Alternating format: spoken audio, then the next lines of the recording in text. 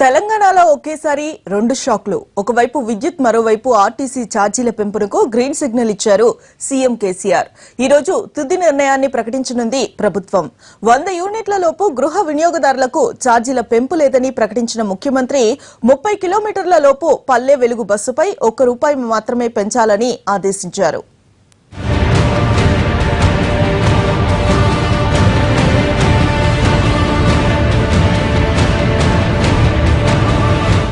డిస్కంల ప్రతిపాదనలకు పచ్చజెండా ఊపారు CM KCR. సాధారణ ప్రజలపై భారం పడకుండా ఛార్జీల పెంపును ప్రకటించాలన్నారు. సీఎం ఆదేశాల ప్రకారం 100 యూనిట్లు వాడే గృహ వినియోగదారులకు ఎలాంటి వడ్డన ఉండకపోవచ్చు. ఆపై వాడేవారికి స్వల్పంగా ఛార్జీలు పెంచాలని సూచించారు. తెలంగాణలో 86 లక్షల గృహ విద్యుత్ వినియోగ కనెక్షన్లు ఉంటే అందులో 60 లక్షల కనెక్షన్లు 100 యూనిట్ల లోపు వాడేవారేనని అంచనా వేసింది సర్కార్. పరిశ్రమలకు 7% వరకు ఛార్జీలు పెంచే అవకాశం ఉంది.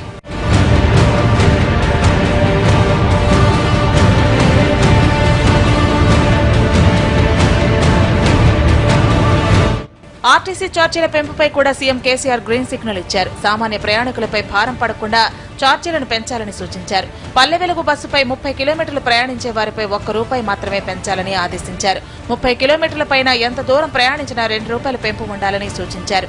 ఇతర బస్సు సర్వీసులపై 10% మించకుండా ఛార్జీల పెంపు ఉండాలని ముఖ్యమంత్రి ఆదేశించారు. ఒకవేళ ప్రభుత్వం పల్లె వెలుగు మినహా ఇతర సర్వీసులపై 10% ఛార్జీలు పెంచితే మాత్రం ప్రజలపై భారం పడనుంది. ప్రస్తుతం హైదరాబాద్ నుంచి విజయవాడకు సూపర్ లగ్జరీలో టోల్ టాక్సీతో కలిపి ₹310 ఉంది. రేట్లు పెరిగితే ₹342 అయ్యే ఛాన్స్ ఉంది.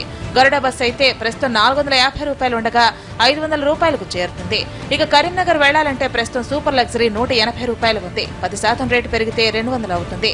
ఇందులో 225 ఉండగా 250కి చేరే ఛాన్స్ ఉంది. దూరాన్ని బట్టి అది మరింత భారం పడే అవకాశం ఉంది.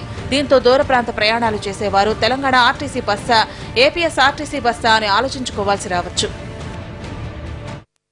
సంస్థను నష్టాల నుంచి గట్టెక్కించాలని సీఎం కేసీఆర్ చెప్పి 2 రోజులు కూడా కాకముందే కార్మిక సంఘాలు సమ్మెబాట పట్టాయి. సమస్యల పరిష్కారం కోసం ఒకరోజు సమ్మెకు దిగాయి. ఈయూ, ఎన్ఎంయూ సహా 8 కార్మిక సంఘాలు ఇందులో పాల్గొంటూ ఉన్నాయి. తమ డిమాండ్ల పరిష్కారంపై ఆర్టీసీ యాజమాన్యం నుంచి ఇప్పటి వరకు హామీ రాలేదని, అందుకే సమ్మెను చేపట్టినట్టుగా వివరించారు. ప్రధాన కార్మిక సంఘం టీఎంయూ సమ్మెకు దూరంగా ఉండకపోవడంతో పెద్దగా ఇబ్బందులు ఉండకపోవచ్చునని చెబుతూ ఉన్నారు.